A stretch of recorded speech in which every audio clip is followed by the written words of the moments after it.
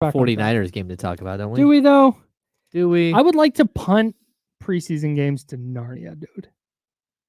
I would say yes, but the one, like, I don't have a concern. Here's why. Okay. One of the standouts to me for the 49ers in their first 2 preseason games, one of the guys who's just kind of jumped off the screen, has been Alex Barrett, the defensive lineman. They had 5 pressures in their first preseason game. He had 2 of them. Oh. He had the strip sack and fumble recovery last night. Had another tackle for loss last night. He is not going to make the team. You still feel that way? No? Yes. Okay. Yes. And that's why Josh Dobbs, for example, we'll talk about him in a second. Yep. I think his performance in last night's game matters. Oh, I think so too. But so much of what these guys do in practice and in meeting rooms gauges where they're going to play or how much they're going to play or whether they make the team. So much more than preseason games where Kyle Shanahan's not even calling plays. He's like joking with refs on the sideline. Yeah. And just clearly hanging out. He got a penalty in the first preseason game because he was on the field watching tape.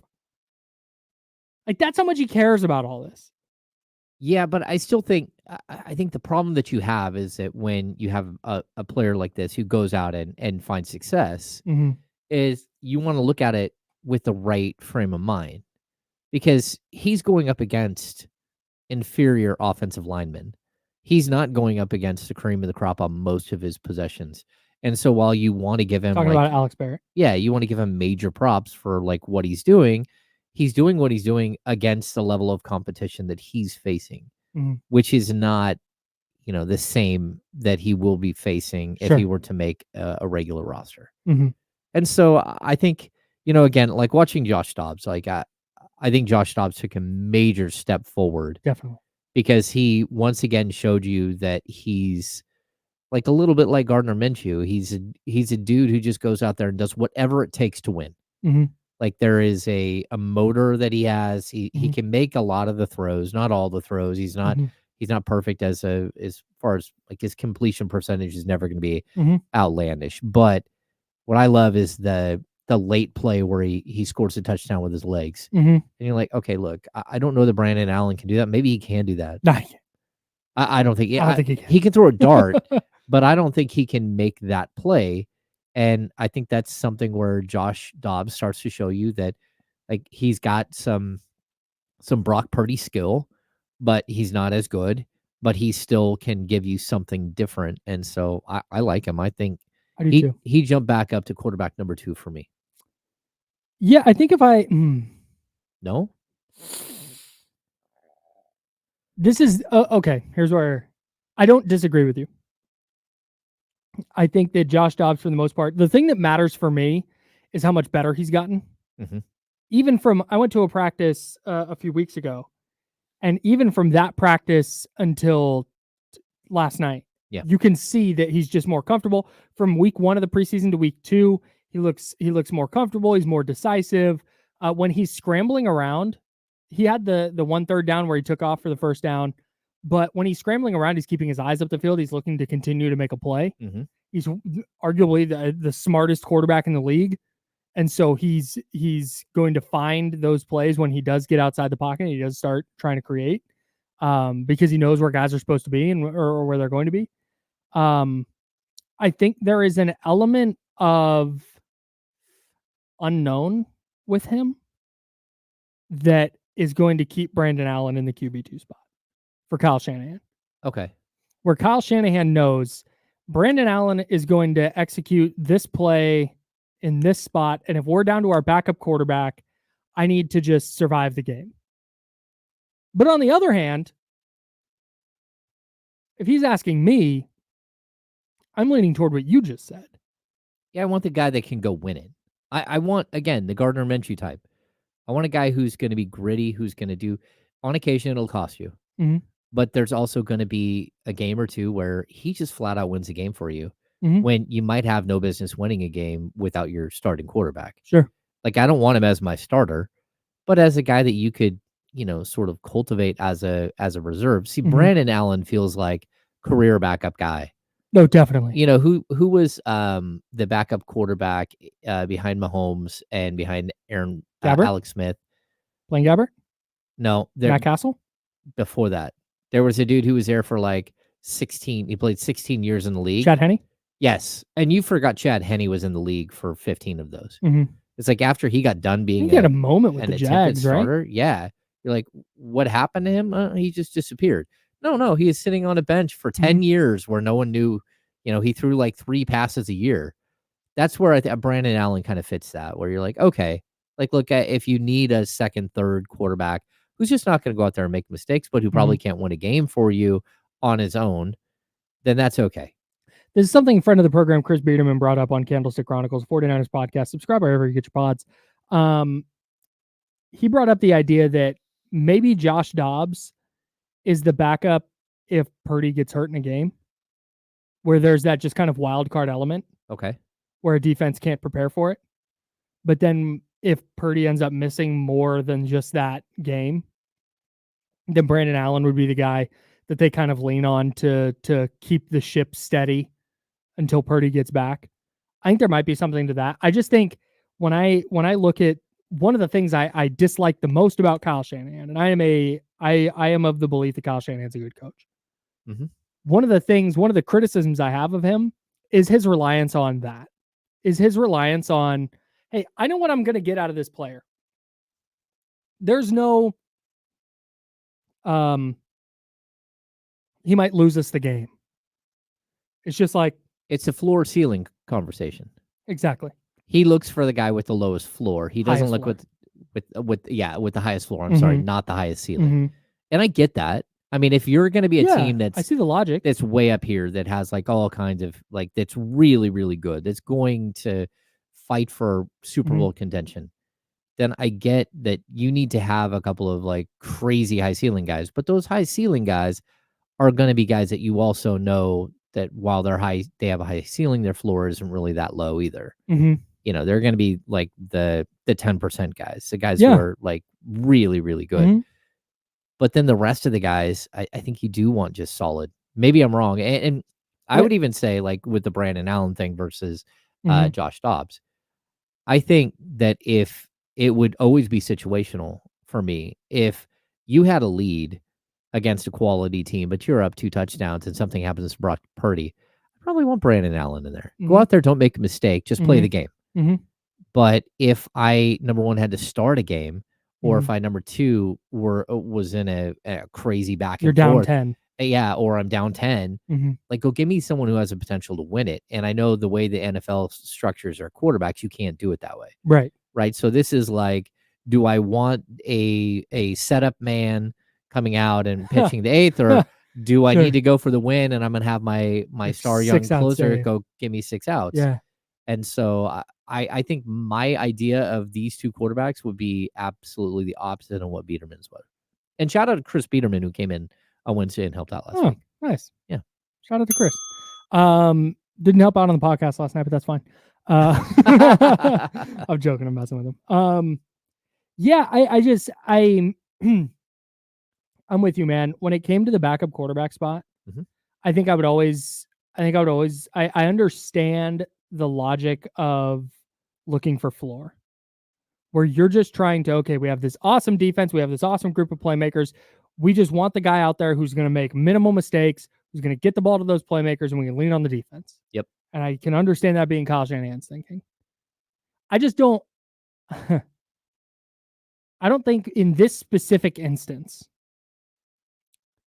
I don't think that the delta between Josh Dobbs and Brandon Allen's floors is so vast that I'd be willing to pass up Josh Dobbs' ceiling. Okay, I'm with you. Like, I don't think that Brandon Allen would give you such a higher floor that you would pass up having Dobbs, who, okay, is he going to be a little bit inaccurate? Sometimes. Yeah. But man, that deep ball to Jacob Cowing last night was in the bucket. That was a great throw. The one to Danny Gray down the sideline, underthrew it a little bit, but you saw him making plays with his legs. I think in a regular season situation, I think some of the plays that he's extended with his legs, I think you may see him check it down or you may see him get rid of the ball and just throw it out of bounds and live to fight another down. But he's out there trying to win a backup job right now, so he's out there trying to make as many plays as he can. I think he is a smart enough player that if Kyle Shanahan said, hey, you're going to be the backup, here's these 4 plays from the preseason where you ran around too much. I want to see you get it to this check down, or I want to see you throw this ball away.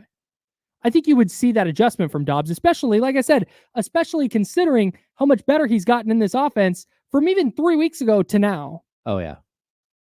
So I went into last night thinking that Brandon Allen was QB2. I think if I'm betting on it, I think I would still bet on Brandon Allen, just knowing how Kyle Shanahan's mind works. But after last night, I feel way less confident in saying Brandon Allen is going to be the backup quarterback, because if they go into this third preseason game, their dress rehearsal, so you're going to see more starters than you've seen in the first 2 games. Yep. But if you go out and if Josh Dobbs outplayed Brandon Allen last night, which makes sense, I think Brandon Allen played with like third team guys, lesser supporting cast. He played the third quarter. Yeah, and I think that was the problem for Josh Dobbs in the first preseason game. Like, his supporting cast didn't help him out. Yeah. Whereas Brandon Allen's kind of did. And I think you saw the reversal of that last night. I think if they go out in the third preseason game, Josh Dobbs is just a better player in a live game situation. I have a really hard time going, yeah, but Brandon Allen's floor. Like, man, I'm with you. And I want to, like, look, we came into this. I really liked Ronnie Bell coming into this offseason. Yeah. I did. I liked what Ronnie Bell brought last year. If Ronnie Bell isn't on this same page as Brandon Allen, and he's not on the same page as Josh Dobbs, who exactly did he work out with during the offseason? Because the dude was out there running the wrong routes almost every single possession. 7 targets, 2 catches. Well, but not only that, but he almost cost interceptions because he literally just ran the wrong route. You're like, who were you working with? Is there were you out there working with Mordecai somewhere, like making sure you got, and that's the guy you were hoping to have throw some balls to you? Like, I don't think he's like hanging out with Brock Purdy every day, catching passes, and he feels uncomfortable unless Brock Purdy's throwing the ball. No. I don't know what's going on. I don't think he's that good. No, it's possible. Like, but those were mental lapses. Like, you could tell there were multiple possessions where he either ran the wrong route or just like wasn't deep enough on the route. Whatever it was, he did something wrong on the route. And you're like, okay, man, everyone in the building knew that was going to be an out. You're up against the clock and you tried to run a streak into into coverage. Like, why were you not peeling that off where the ball went? Like, what are we doing here? And so I feel bad for some of the guys who clearly aren't getting it because he's not. And then, you might need him with special teams, but then someone else step up on special teams. Chris, look, this is, I'm going deep in the Niners roster. Sorry, everybody. Chris Conley's just a better player than Ronnie Bell. Oh, no, he is. Like, flat out. I know Chris Conley didn't ever become the player that people thought he would be at his size and his athleticism. I know he fell short of whatever goals the Chiefs had for him way back when. Totally. But that dude was one of the 49ers' 3 best players in the Super Bowl on special teams. Mainly on special teams. He had a huge catch. Was it the Green Bay game or the NFC title game? He had a huge catch. Like, he's in the right spots. Yeah, it's and either that or if you're going to have a 5th or 6th wide receiver who's going to play a lot of special teams, if that player is going to be on the field, then you need him to be in the right spot.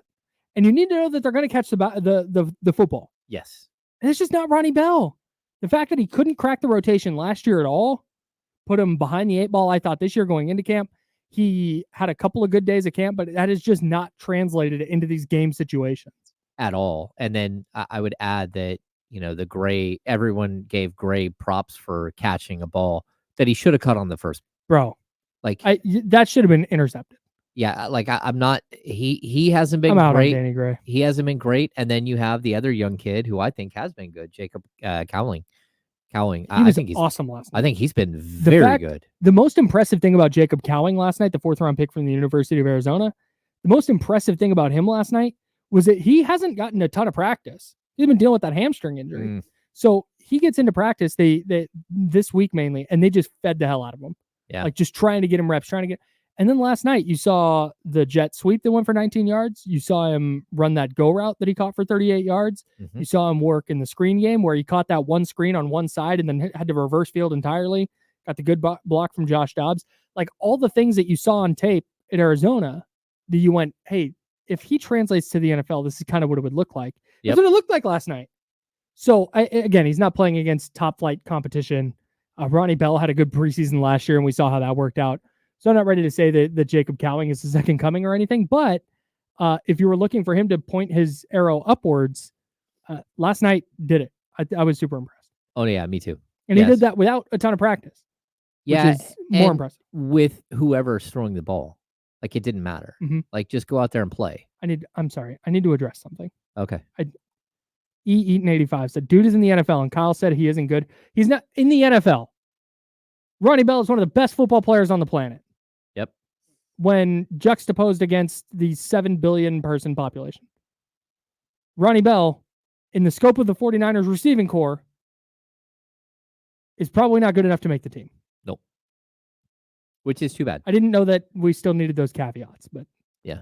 Understand that if I say a player isn't good, I mean in the context of being a contributor in that particular sport. Yeah. Unless we're talking about the backup quarterback for the Denver Broncos. He stinks. He's just not good at anything. Sorry. No, I'm not going to go, wow, Ronnie Bell's awesome at football. All the players are good. Like they're on NFL teams right now. Yep. They're at least a little bit good at tackle football. Yep. That's understood. And a lot better than the rest of the population at the sport. Absolutely. Yep. He was good enough to be drafted. Like that's an accomplishment. Yep. And maybe he catches on with that. Maybe the Niners keep him. Maybe they like him so much on special teams. No. But when I start going through the numbers and you start figuring, okay, I'm assuming Brandon Ayuk's back and it's Deebo Samuel and we got to go to break. And it's Ricky Pearsall and it's Jacob Cowing and it's Juwan Jennings. That's 5. I think they keep Chris Conley over Ronnie Bell. That's all. That's all I'm getting at.